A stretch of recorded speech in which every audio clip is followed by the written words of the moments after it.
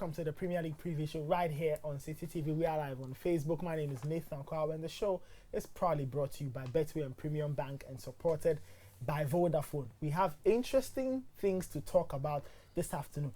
Chelsea and the interesting quagmire they are in now. Where do they go from here? This weekend, they have an important game at home to West Brom. We'll be finding out what the approach will be. There's a North London derby on our hands. Spurs taking on Arsenal, the new look Arsenal, the sexy Arsenal, the assist-creating Arsenal. We'll find out if they can match Spurs, who were involved in the drama of the season at Anfield last week Sunday. Of course, there are games in between. There are interesting side stories and your comments all happening between now and the next 30 or so minutes. My name is Nathan Kwao once again. We'll take a short break. When we come back, I unveil my guests and then we start talking. It's the Premier League Preview Show live on Facebook, live on CCTV. We'll catch you shortly.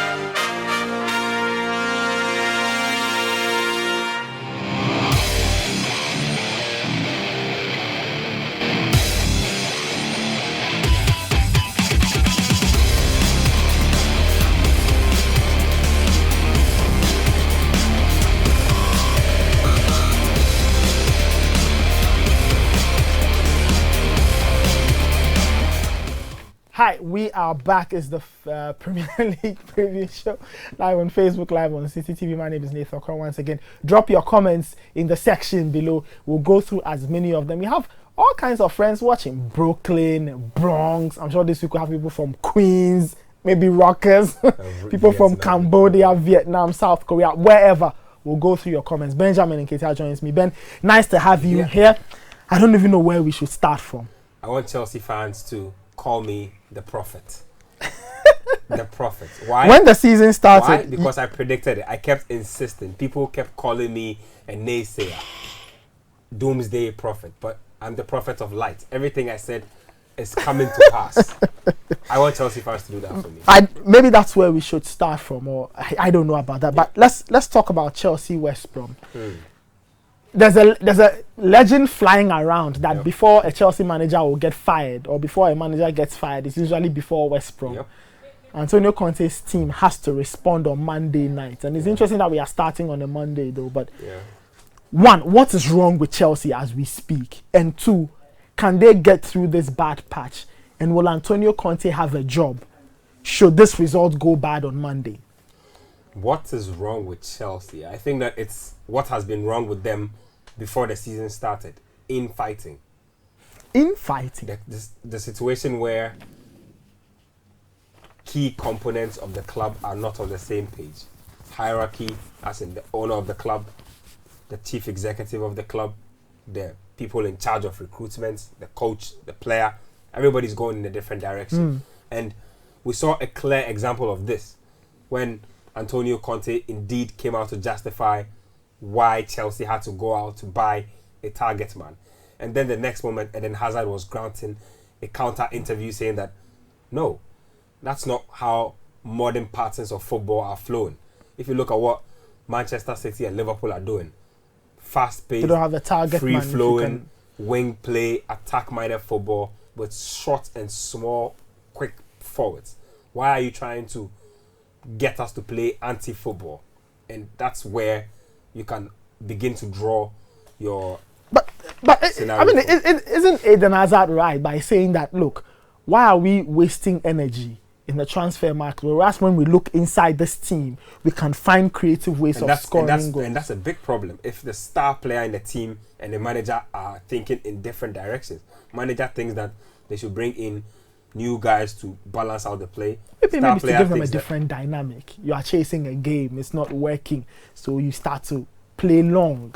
Well, I don't think that his players are really enthused about that idea. You feel the players want to do something completely different? Because if they look inside, I mean, like you said, if you look inward, Willian is there, he can play as a false nine. Pedro is available to play as a false nine, Hazard himself. So, I mean, they look at themselves and see what Manchester City and Liverpool are doing in themselves, and they ask themselves, why are we trying to destroy the plan?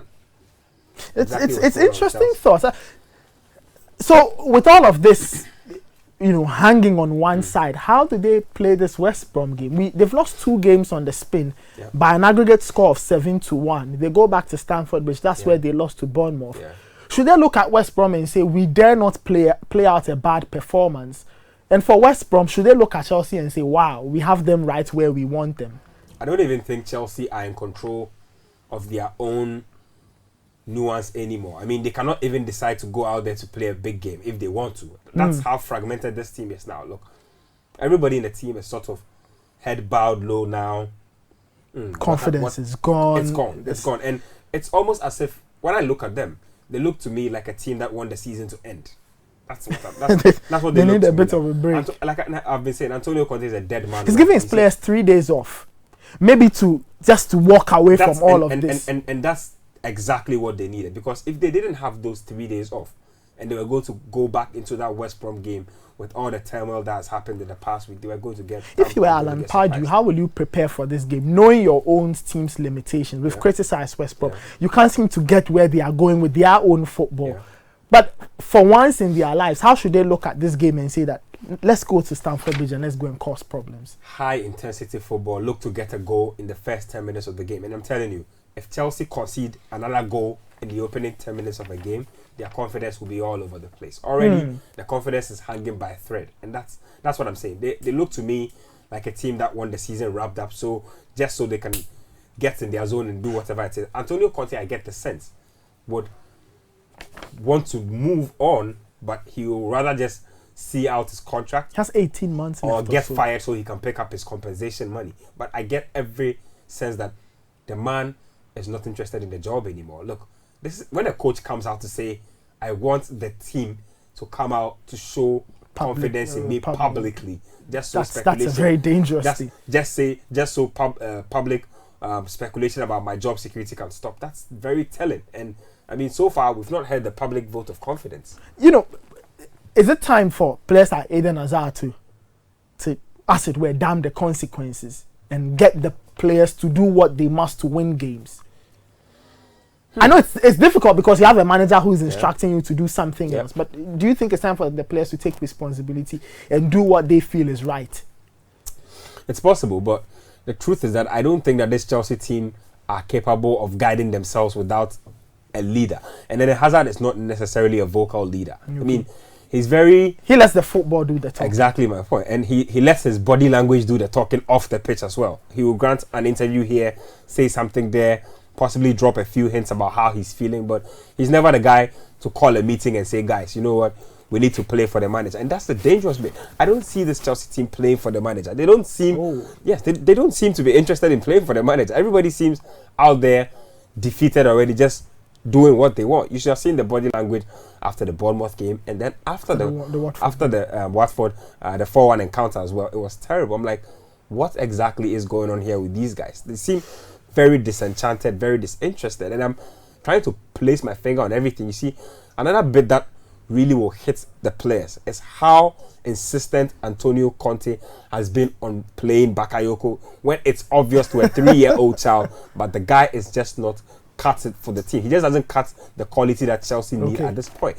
And they insist on putting him in matches. We'll see about that. Antonio Conte has got key questions to answer. So Monday night, he takes on Alan Pardew in London. That's at Stamford Bridge. It's at 8 p.m. game on Monday. That should be fascinating. Everything around Chelsea now is headline news. We will be watching that with rapt attention. But let's talk about the other big game in London. That's happening on Saturday. It's our first encounter. It's Spurs taking on Arsenal. The first leg went in favour of Arsenal. At the point where Spurs were really playing well, Arsenal put out a fantastic performance to win 2-0 that day. What do we expect at Wembley? We've spoken about Spurs' strength.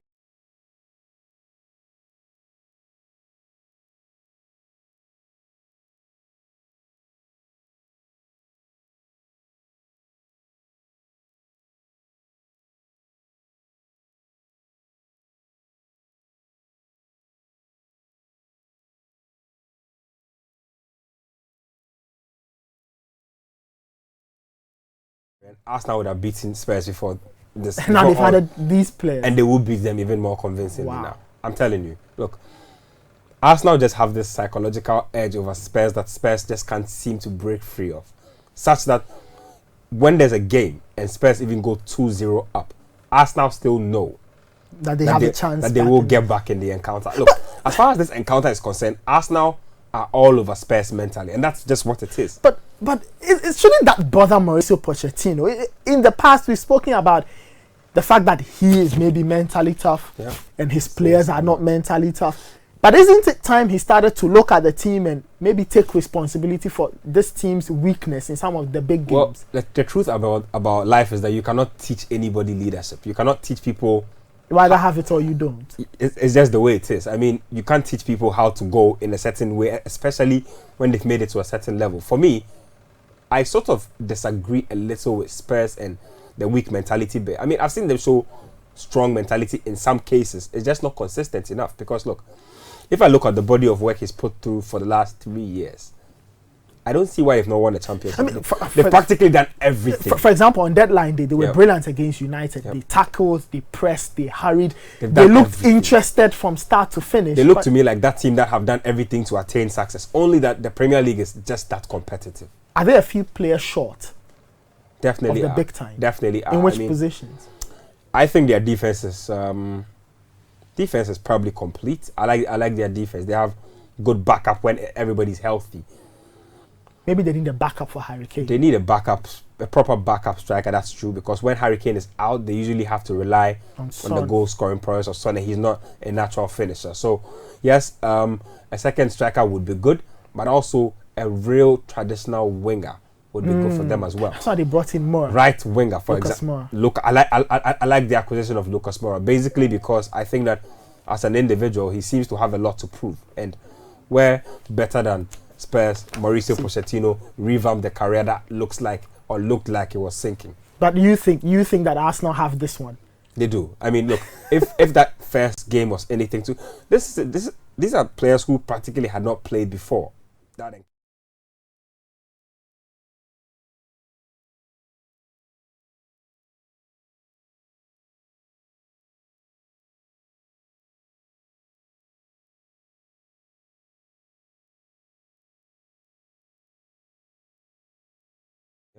Played in Germany. Aubameyang just played in Germany. Played with Mkhitaryan as well. So there is some chemistry in that front. The only problem for me there for Arsenal is how they are going to fit Lacazette into this lineup. Lacazette's found his new place on the bench. With the World Cup coming up, I don't know what I saw a comment from our own CEO, Samuel Atama, said that over the same Lacazette comment, he says that Lacazette has already fits in nicely with the second team. So I guess that's what it is, and I guess that's where we're going to go. The North London Derby Part 2, Spurs versus Arsenal. That's on Saturday at Wembley at 12:30. Sets up a fantastic weekend. There's West Ham versus Watford, and that's a very good 3 p.m. game. There's Manchester City taking on Leicester City at the Etihad at 5:30. And then we saw these two teams cross swords in the transfer market. Leicester standing still, not letting go of Riyad Mahrez. Riyad Mahrez still hasn't reported to training. Man City, we know what they're up to. Pep has also given players days off to go and recover. He says they are getting butchered, whatever it is he's saying there. They say they don't have enough players. I find that extremely insulting, because some people say it's hypocritical because Pep, who trumpets developing young players, hasn't given young players a chance, and it's rather a manager like Jose Mourinho who's giving these young guys. The irony of the days, and I mean that's true, but I think that Manchester City are beginning to labour more for their wins, and that's basically what I've noticed from just about the December window till now. It's not been the 5-0, 4-1, 4-0, 3-0. It's closer now. 2-0, 2-0, 2-1, 1-0. They drew 1-1 the other day as well. Exactly, and they have become wasteful. They were a little more, should I say, productive in front of goal. Is it complacency? Is it the fact that I just think that teams have had time to just study the system a little more. I mean, the system has traveled over 20 matches, so I mean, the basic details that make the system tick have been realized by managers. Let's move on and talk about Leicester. There's no Riyad Mahrez. I don't think he will show up today or tomorrow or Saturday. First of all, how do they deal with this Riyad Mahrez situation? Is it time to let his contract run out and cut him loose, fine him now? What do they do? You know, a bit of me likes to be practical with situations. A bit of me likes to be fair as well. If I were to put myself in Mahrez's shoes, I'd say Leicester have been unfair to him. Why? The story is that they had an agreement. Why? Exactly. I mean, forget even about the agreement. Look, he's probably come and earn you a league title, something you wouldn't have ever dreamt of. Ever. Not in 200 years would Leicester have dreamt of a league title. He earned you a league title.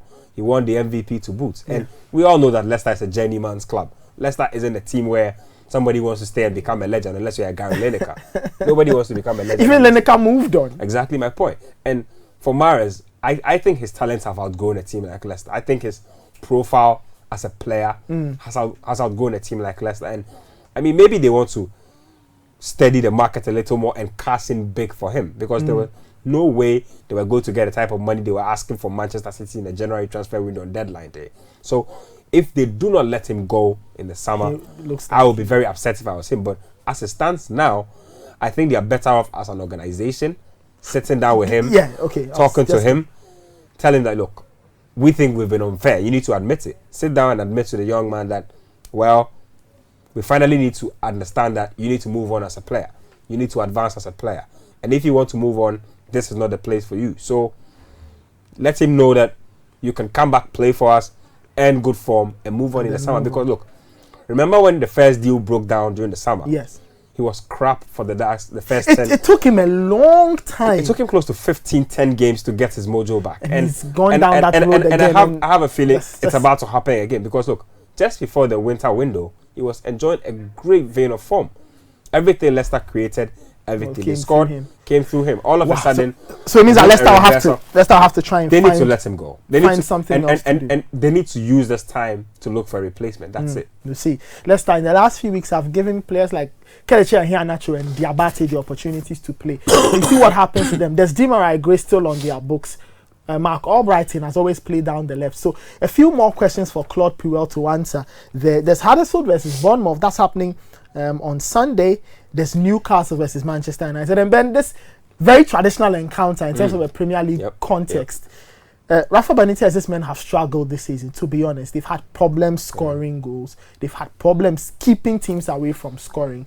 But they take on a Man United team, and we all know what it means to play Man United. Teams are super inspired, and Newcastle will have to find some kind of inspiration to play on Sunday. True. Mourinho doesn't do well against Newcastle traditionally as well. So it will be interesting to see how this one plays out. But I like what Newcastle have done. They've added Kennedy to the left wing, so he partners Christian Atsu on that side. Is coming, even though he has an injury. Yeah, so I mean that's like a lot more dimension to what they are doing as a team. But I want to see them get back to the discipline they showed at the start of the season, where they had a game plan going into matches. They were prepared to see it out 80 minutes if it mattered, and then go full throttle attack for the last 10 minutes and see if you could get something. Why do you think they've walked away from it? Is it the excitement of the plan working and you know starting to believe that, okay, let's go and do something else, or circumstances have forced them to open up? Basically, circumstances have forced them to open up. They don't score enough goals for one, and I mean, it doesn't matter how well you defend. If you can't score goals, you're not going anywhere. So for them, they needed to, open up a little. And I've noticed something funny. I thought Richie was practically their best player in the first half of the season. All of a sudden, he's featuring very regularly on the bench. I don't know if the coach is seeing something in training that we're not seeing. I don't know if he's falling out of favor with the management. But look, for me, he is what drives the attack. His raw aggression alone. And before they need that.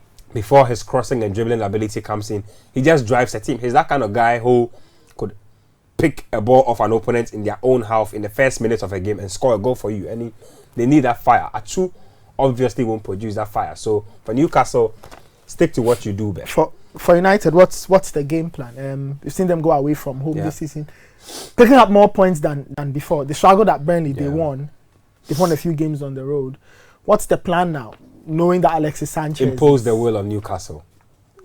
Go into the game, dictate the tempo, get an early goal, get a few more goals. And that's it. Force Newcastle to play to your game, not the other way around. Not the other way around. Yeah. We'll see how about that. Man United, remember, went to Huddersfield earlier in the season and lost. Mourinho slammed player focus and he's been trying to get the best out of the players. We'll see. Southampton versus Liverpool. And then it's a very interesting tie. Liverpool against what some people have termed their feeder club. This should be a good one. Southampton will definitely come at Liverpool. That clearly means that Liverpool will go out and run. But Southampton don't know how to score goals. if they also have that problem. If they do, they score some really audacious goals, but most of the time it's a drought out there for them. But last weekend they scored 3 times. Yep. Mario Lemina, Ward-Prowse, and others were getting goals on the Yep. road against West Brom. Yep. Jay Rodriguez has been impressive for them this season for me as well. Rodriguez has moved on. But he's gone to West Brom. He was really impressive for them just before he made the jump up. There's always that debate, and one of our regular texters is Robert from Spain Tech. We need to bring him in. He says Southampton fan, I love him. He gets very upset when Shane Long starts ahead of Manolo Gabbiadini. Why does that even happen? Gabbiadini is tapered off, let's be honest. I mean, so the option is Shane Long. He lit up the league in his first couple of games, and then he experienced a few injuries. After the injuries, he's never really been the same again. And look, I don't believe in a situation where managers will deliberately bench players They'll do it for a reason. Who they know are better than the options they are putting out on the pitch. I do not think that Gabbiadini has had any sort of bust up with his manager. I don't also think that he's outshone Shane Long in training. I think that Shane Long has earned the stripes, and that's why he gets on there. It's either for his hard work, either for his positional ability, or for what he does in training. Either which way, Gabbiadini is not firing like he should. So, Robert, the truth of the matter is that since his injuries, Gabbiadini has not been himself. For Liverpool, they are going away from home. They do very well on the road with their counter-attacking football. Mm-hmm. I'm sure last week Sunday's episode must have really upset them. They will be angry. They wouldn't want a repetition. And you see, that's what could hurt Southampton in a game like this. Liverpool feel very angry with that Spurs encounter. They feel like they had been robbed. They feel like that was an opportunity to inch closer to City and United. Yeah. It was taken away from them. Who do you turn the heat on? Southampton. And I do not see Southampton putting up the sort of defense that Swansea puts up, that some of the bigger teams have put up this season. They will attempt to play some football themselves. And then that will open the door. They will get cut up. Even if they try to sit back, they don't have the men to do it. We'll see. They don't have the men to stand that kind of football onslaught for 90 minutes. They just can't do it. We'll see. Mo Salah in form, 21, I believe he scored. Firmino, Sadio Mane rather. All of them grabbing goals for Liverpool. We'll see. It looks a very open game. Very, very open. Southampton versus Liverpool that Sunday at 4:30. But we'll just take a short break. When we come back, I'll go through the comments that have been coming through and then get proper predictions from Ben. You never know. Listening to him could land you a fantastic jackpot if you go on to betway.com.gh to go and bet. They are one of our sponsors. We'll just take a short break. It's a Premier League preview show. My name is Nathan Kwa. We'll do a quick turnaround when we come back. Messages and final predictions from Ben.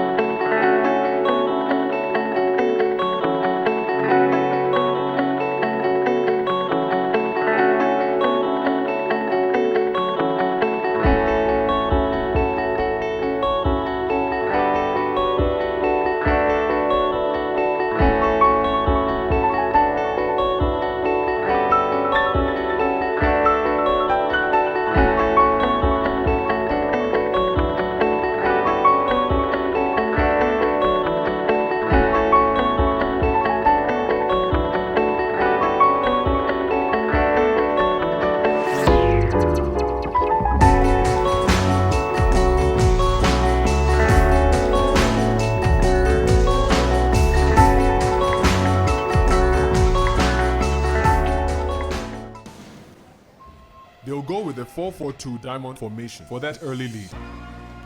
An early goal will settle the nerves. Their away team has been in bad form. They will feel the pressure. The home side's kept 2 clean sheets in a row. It's all about momentum. Who will have the stamina to last the 90 minutes? Their star striker is suspended. They've got no kappa. The marking will be tight. This will be won or lost in the midfield. This is why I bet. This is why I bet. This is why I bet. Betway, for the love of the game.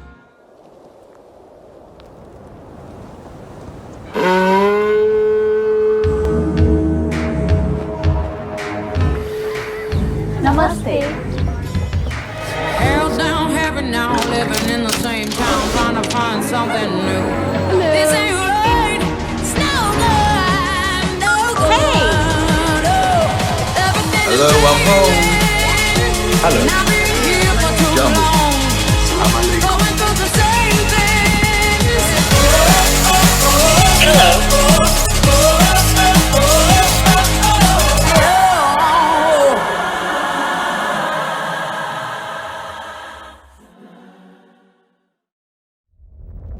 We unite. We defy.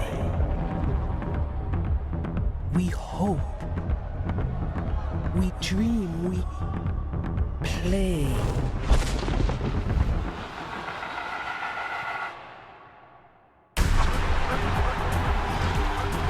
We are fire in our hearts. We are made of black.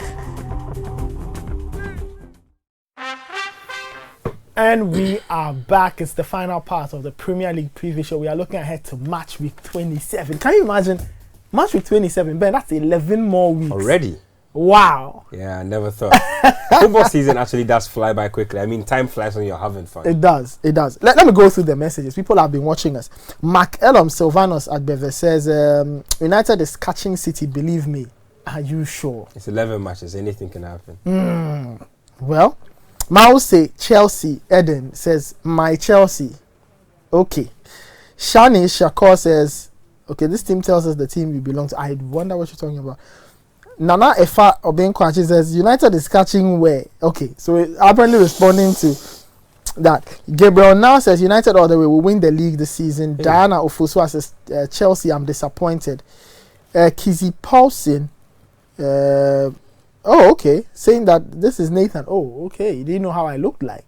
Now you do. Julius Doe says, Chelsea will compete with Arsenal and Burnley for Europa League spot soon. Wow, that's savage. That's mean.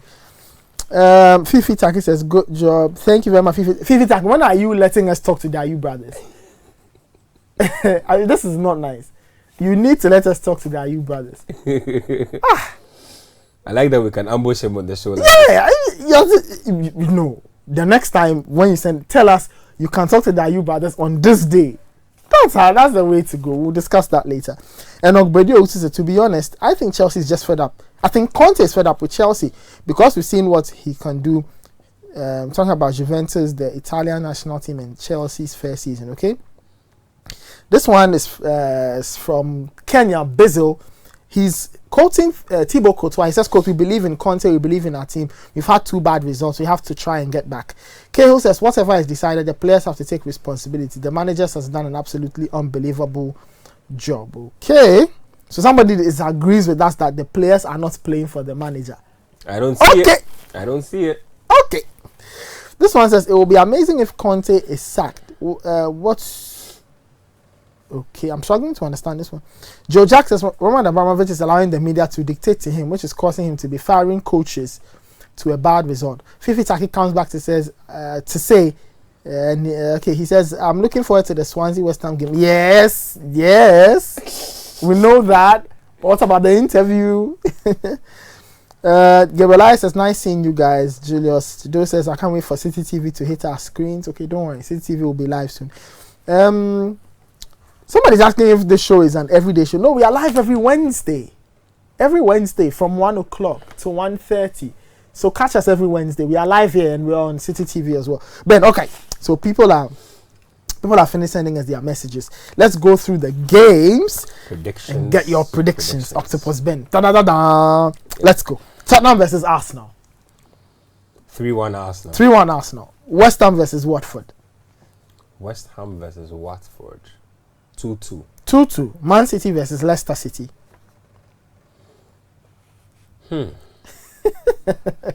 Man City versus Leicester. Yeah. 1-1. 1-1. Yeah. Are you sure? I'm very sure. City to win this heavily. Heavily? Yes. Nobody beats Leicester heavily. Nobody. Okay. See about that. Huddersfield and Bournemouth. That's our first game on Sunday. Huddersfield play home. Yes, they are at home. Huddersfield, Bournemouth. Huddersfield to win 1-0. 1-0. Okay. Newcastle, Man United. Newcastle, Man United. I go for a 2-2 draw. 2-2 draw. Okay. That's a few years ago. They drew 3-3. Yeah. I remember it was a Wednesday night game. Newcastle United games are very competitive. Yeah, they are very good games. Southampton versus Liverpool.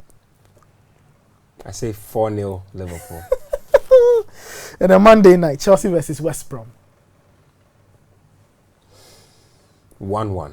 1-1. Is that the result that kicks Conte out of a job? At this point, I'm not sure he will get fired. Oh, you think he'll stay? Results, he will have to be beaten a 3 or 4-0 for them to fire him instantly after that game. I mean, talking about that, I've heard all kinds of stories that Luis Enrique reportedly turned down the Chelsea job, and so Chelsea didn't have a choice than to stick with Antonio Conte. I don't want to believe it. That Chelsea job is big. Luis Enrique won't be turning down any Chelsea job. He's coached Roma. Celta, Barcelona. I think it's a job he will relish having, and I don't think. So you think that Chelsea would have not spoken to him? No, I don't think so. I think if they would have spoken to him, he would be very, very interested in this job. Okay, all right. We'll see about that. Cotvet Ghana says Antonio Conte is suffering from karma. Should have stayed clear of Mourinho. The issue about the players. The issue was about the players and not that he was not good. Okay. There's something that's making Boateng, Coleman, Kwame laugh. I don't know what it is, but you can tell us too. But Ben, thank you very much for joining me. We are back next Wednesday. By then, we'll find out what exactly is happening with Chelsea, Antonio Conte, and every other matter. We'll find out how the North London derby went on Saturday and see if Man United can get themselves a win at Newcastle.